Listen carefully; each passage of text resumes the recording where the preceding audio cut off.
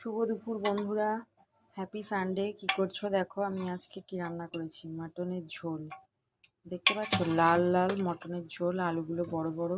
এই দেখো মটনগুলো কোথায় গেল, এই যে। তো এখনই আর কি খুললাম কুকারটা দেখার জন্য কেমন হয়েছে।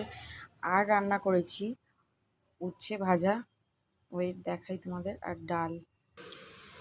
এই যে ডাল, আর আছে উচ্ছে ভাজা।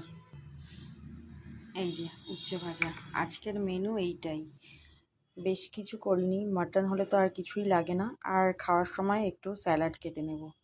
তো তোমাদের আজকে রান্নার মেনু কি আছে, রেসিপি আমাকে জানিও।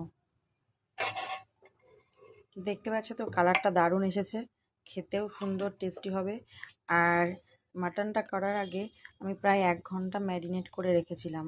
দই, জিরের গুঁড়ো, ধনের গুঁড়ো, লঙ্কার গুঁড়ো, আদা রসুন পেস্ট, তারপরে কাঁচা সর্ষের তেল দিয়ে ভালো করে মেখে ম্যারিনেট করে রেখে দিয়েছিলাম।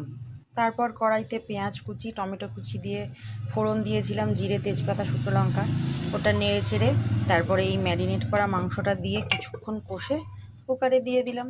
কুকারে দিয়ে সিটি দিলেই হয়ে গেল। যে যেরকম নরম খেতে পছন্দ করো। তো চলো, গরম